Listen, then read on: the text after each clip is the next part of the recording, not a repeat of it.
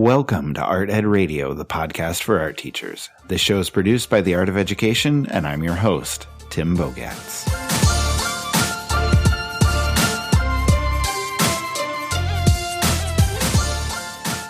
Finally, summer is here. Or if it's not, let me say first of all that I'm really sorry for you because it's been a lot of fun so far. And secondly, it'll be coming soon. Hang in there. Okay?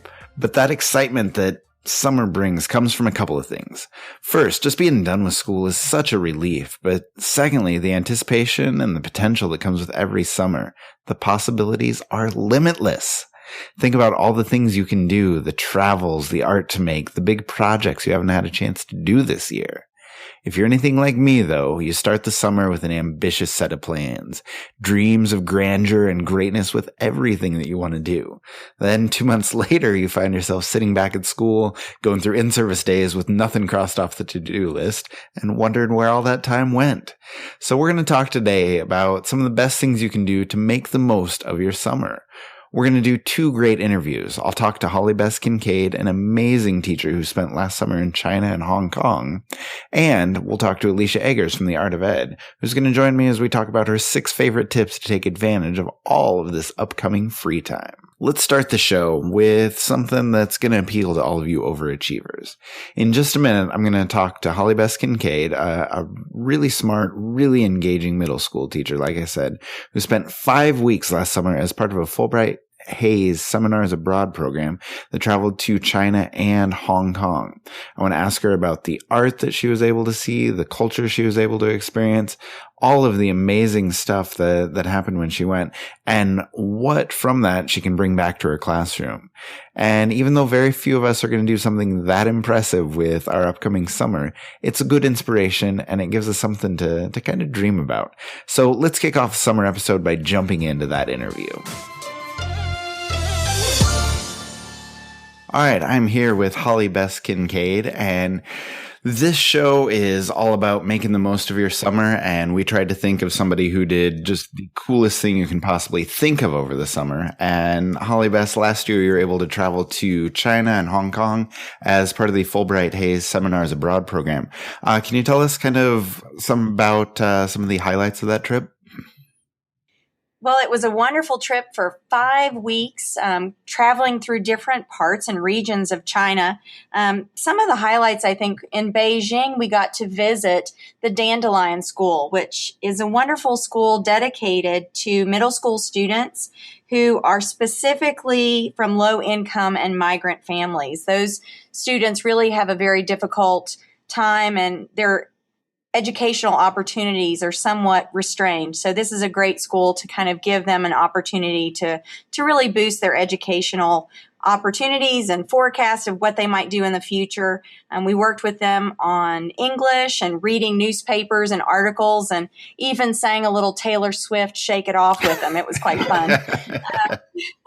And then we went to Chongqing, which was actually the capital at one point, and visited a school that performed a dragon dance for us. And the middle school and high school students really made us feel like we were superstars. Teachers are very honored in China. The Laoshi is quite honored, and we really felt like we were really getting a great treat to see them perform the dragon dance. And I think just everywhere we went, we were really treated to some of the best foods and museums and experiences to get to meet so many wonderful professors and visit so many universities throughout China. Oh, cool. That sounds so great. I can't even imagine 5 weeks. That sounds like a lot of fun. And it sounds like you learned a ton. But I guess my question is, like, from the trip, like, what have you brought back to your classroom, or what have you brought back to your colleagues? I think it's really opened my eyes to a variety of art forms that are really created throughout China's history. Some of which I think I've been aware of, the terracotta warriors, seeing the pottery. But we actually got to see some artwork that dated back to the Neolithic times. And then even some of the contemporary artists. I was really amazed when we got to visit the 798 district in Beijing and got to see some contemporary artwork. And I thought that really spoke to some of the struggles that the kind of the culture is having right now. So it's really interesting to see the history of such a long living culture that has been spoken through the arts. Yeah, that's really neat. I like the idea of that juxtaposition with the contemporary artists as well. So that had to be fascinating. It really was. Very cool. Now, just kind of thinking about teachers who might want to do something similar, some kind of travel like that. Can you talk a little bit about the process, like how you became involved? Was it really difficult for you? And would you recommend that teachers apply to do something like this? So I became involved and interested because my school that I teach in is very diverse. We have students who are refugees and immigrants who speak 50 different languages at home. So I really wanted and felt that there was a strong need for me to have a more global understanding and discussion with my students. So I sought out different opportunities. The Fulbright-Hays Seminar actually offers different locations each year. I know Peru was one of the options this year. It's quite a lengthy application, but I think any application and anything worth doing might take a little effort, but 5 weeks in China, you can't beat it. It's a life-changing and priceless opportunity. You actually apply through a website, the G5. It's a government website. It's a little hard to navigate, so if someone's interested, I'd be glad to step them through it. They can send me an email and I'll help them. But I would definitely recommend it. You look in the kind of December, January times for some of those opportunities to travel abroad in the summer. You find out in May if you're accepted, and it's a wonderful opportunity to meet other educators from around the United States and travel together. Cool. That sounds so cool. So now I guess the last question here, like, what do you do this summer? Like you said, you can't top 5 weeks in China. That's the experience of a lifetime. So what are you going to do this year as a follow-up? What's on tap for this summer? I think last summer was really, it took pretty much my whole summer to get to go to China. The first weeks of my summer were preparations. And then when we came back, it was really trying to jump back into school. So this summer, I'm really kind of stepping back. I'm going to call it my summer of fab summer. It's going to be filled with family time that I missed out on a little bit last year, and really kind of working on my inner artist. I think seeing all the artwork in China has really inspired me. So I have quite a few things that I want to kind of experiment with and create with, based on some of the things that I saw and experienced. So my inner artist is needing a little bit of time, and then really working on a part of my website that is going to help my students sort of have a flipped opportunity and to choose some of the cultures that they might want to look through and learn about. So I'm working on trying to finish that part of my website so my students can really be actively engaged in their learning in the fall. Wow, that sounds awesome. Cool. Well, thank you very much for joining us. That's some great insight into what you can do, and hopefully you've inspired some teachers to maybe take a look at that program as well. So thanks for coming on. Thank you. Hope everyone has a wonderful summer. Yeah. So like I said to Holly, if that does inspire you, let me know. Hit me up at timothybogatz@theartofed.com, and we can get you in touch with Holly, and hopefully she can share some of her expertise if you're interested in applying or interested in, doing something similar that she was talking about. If we can change direction, though, we need to talk about maybe some, I guess, more realistic goals for the rest of us. Because let's face it, we can't all travel abroad on scholarship programs, and there are a lot of great options for what you can do this summer, maybe just a little bit closer to home. I asked Alecia Eggers, the Art of Ed social media manager, for her best tips of making the most of her summer, and she had a list of 6 that she wanted to share with us. So let me jump right into that interview now. I am here now with Alecia Eggers. Alecia, how are you? How is your summer going so far? Hey, Tim.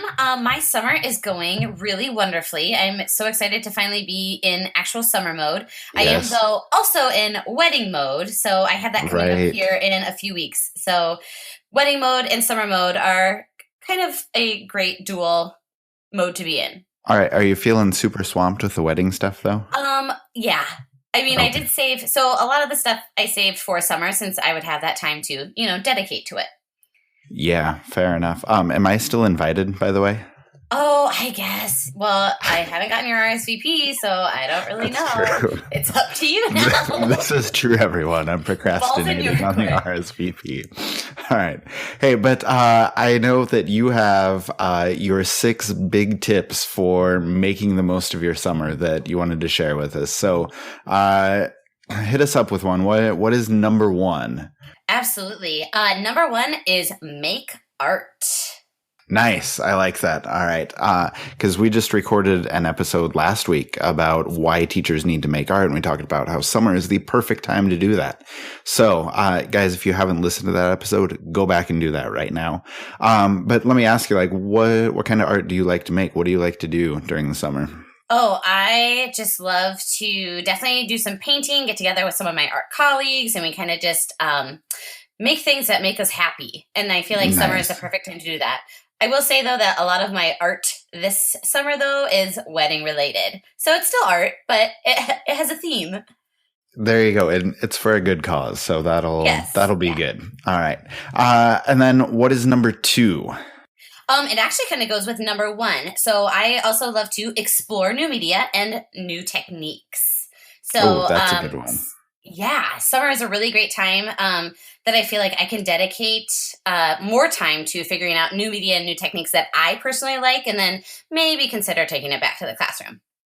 Nice. I like that. And so, like, what have you done recently? What are some of the new things that you've tried or new things that you've found that you really liked?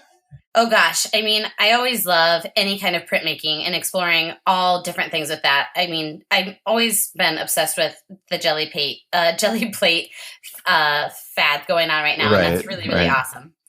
But yeah, no, I mean, I'm up for anything. I really want to try. I know it's very Pinteresty, but the ink and the alcohol tiles.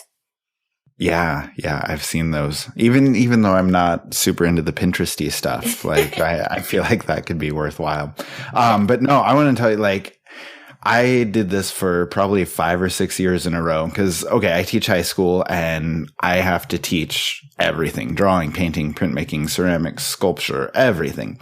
And so what I did was, like, every summer I would try and learn a new technique or try and get better at a certain technique. So, like, one summer I decided, you know what, I'm going to just dedicate myself to throwing on the wheel. And I got really good at throwing on the wheel. And then the next summer I'm like, I need to learn how to do glass fusion. And now I figured out how to do glass in my kiln. And then the next summer I'm like, my watercolor skills need some development. So, I work on that all summer. And I feel like, just focusing on a different thing each summer really made me a little bit better, a little bit more well-rounded teacher. So, like, is that a goal for you to bring a lot back to your classroom, or is it more of a happy accident? Like, if you find something you really like, you bring it back, or is that a focus for you?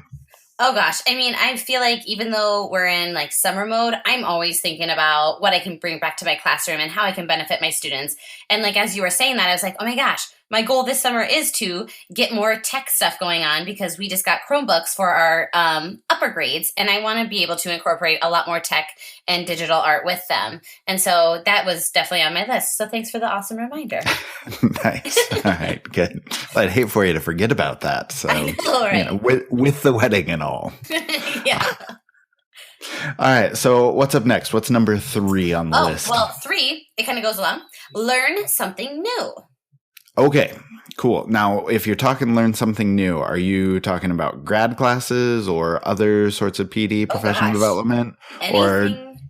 Yeah, go for it. What do you got? Anything and everything. I'm super excited. I am going to be taking a watercolor painting class with one of my colleagues who is not artsy. And so that's going to be a really fun learning experience. And I mean, like you said, I really want to improve my watercolor skills. Is something I want to work on this summer. But also, I mean, PD, grad classes, I always try to squeeze in an Art of Ed grad class. And then obviously the summer conference, Art Ed Now, is coming up. So I always love learning from all the different people in the classes and then also the different presenters at the conferences. And I'm always open to new learning experiences as well. Nice. I like that. All right. I'm going to use you for our AOE summer classes commercial right now. Guys, sign up theartofed.com /courses, and all of our courses are offered every month, and they all start on the first of the month. So if you guys want to get in for July, go ahead and sign up as soon as you can. I'm going to ask you though, Alecia, what has been your favorite AOE course that you've taken? Oh my gosh, that's the hardest question I think that I've ever been asked. Truthfully, and I mean, it sounds like so gimmicky, but every class that I've taken, everything that I learned in that class is so immediately applicable to my, classroom life that it's hard to pick. I would say the biggest and most impactful class that I've had on my professional life and teaching career and how, my art room flows is actually the classroom management class. I don't think that I would be I don't think I would be where I am right now with my kids and with the rest of the classroom management stuff if it wasn't for that class, if I couldn't get a handle on my routines and functioning. But I would say the most eye-opening was obviously the choice-based one. I loved that one. Nice. Nice. Yeah. Cool. Yeah, I love the classroom management class. I love teaching that one. And I feel like teachers get so much out of that. They can bring so much back to their classroom with that. So it's very practical. But anyway, we have a big list to get through. So I know you're excited about this. What is number 4?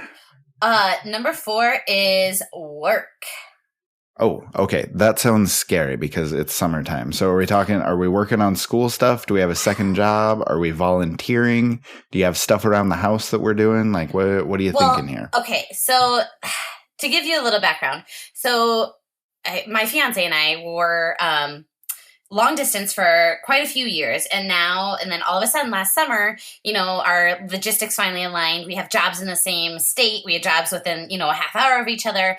We got engaged. We got a house. So a lot of that work has been and will be this summer, personal stuff. So house and then the wedding and, living together and figuring that out and keeping our yard looking nice. But also, I always seek out professional opportunities. And so I will probably do, quite a bit of work of, for my classroom and what I want to get ready for the next fall. It's just such a great opportunity because you don't have to, schedule your time like you might have to throughout the school year. You can actually kind of, work on it a little bit, maybe go outside, take a walk, work in the garden, and then come back in and work a little bit more. And so I just like the freedom of the schedule to work on my wants and needs.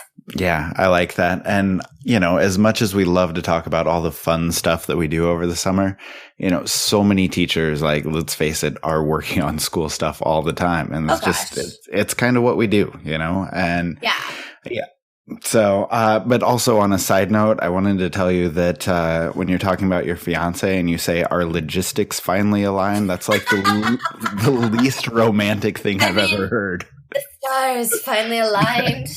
We were waiting for fate to bring us together. But instead, it's just a better job in the right place. And yeah, we're good. And the right time and, really wanting and working towards it. Nice. All right. God. So let me have number 5 on your list. Ooh, yes. One of my favorite things. Hit up a summer arts festival. Yes, I love it. I actually wrote an article last summer on how to be inspired by a summer arts festival. Oh yeah. And so tell me about the Des Moines Art Festival. Oh, what can I tell you? I mean, I feel like I'm a kid in a candy shop when I go to, any arts festival, but really the Des Moines Arts Festival, because there is something special about it being your hometown, your home city. And, there's people you see, there's vendors you recognize. And if you go back year after year, you kind of build that, not that they actually recognize you, but you like to think so, like recognition with the artists and vendors and companies. And then, we actually had the opportunity to display student work with the Des Moines Art Center at the Summer Arts Festival. So it's really special to see our kids' work and have so many people view our kids' work as well. And then last year, you could print your own T-shirts all about making art. And I was like, the fangirl of that tent. So it's pretty awesome. I mean, any summer arts festival, big or small, go fill your bucket. Yeah, absolutely. And I really don't think you can go wrong with that, because here in Omaha, they do a great student show also, and they have really good sponsorship, and kids make a ton of money off that show. And so they just love it. And I think it's great to, get those kids down there, like it's a draw for them. And then they realize how cool this arts festival is. And you just get this whole new generation of, younger people coming in and visiting this arts festival. And like once you go to one, like you're going to keep going. It's just that cool. So I love that one. Well, I think that we should probably do a summer arts festival exchange then. Because let's do it. Maybe I should go to the Omaha one and you should come to Des Moines, and then we can, compare and contrast, or just have really great times at both. I think we need to just rent a van and just do a Midwest tour of summer arts festivals. Oh, tour to summer arts festivals. I love it. Okay. Will we have a driver? Okay. I digress. No, I was just going to say you're getting married this year, but let's plan it for next year. Yeah. Okay. Cool. It's on tap. Let's do it. All right. And then lastly, number 6, what is your final big tip for making the most of your summer? Well, I mean, like we kind of mentioned earlier, it's hard for us as teachers who are always on the go to actually relax and recharge. It's so essential for ourselves, and for our students and for our families to actually, take that time to relax, recharge, do something for you. And, in the words of one of my favorite TV shows, treat yourself. So, maybe splurge a little here and there on, relaxing and recharging. But just really take that time for you, because we do have it. And while it's good to spend your summer, catching up and working on stuff to get ahead, we really need to take that time for ourselves. Yeah, that's perfect. All right. I was going to add a whole bunch, but you said it perfectly. So we're just going to leave it right there. So, Alecia, thank you very much for joining me and sharing with everybody your 6 magnificent tips for making the most of your summer. So we'll talk to you soon. Absolutely. Thanks so much, Tim. So there you have it. Some awesome tips from Alecia on what you can do to make the most of your summer. Now, like I said, we're not all going to have the opportunity that Holly Bess had to travel abroad and experience some amazing art and amazing culture and be able to bring that back to our colleagues in our classrooms. Okay, but everybody can do something with their summer. Like Alecia and I talked about, even if you're just making some art in order to make art, or maybe you're making art to come up with ideas to take back to your classroom. Maybe you're spending time in your classroom, working on what's coming for next year, making yourself a better teacher. All of those things are worthwhile. Hey, but even if you're not working on school or you're not working on art, do something that's going to help you relax, something that is going to help you recharge.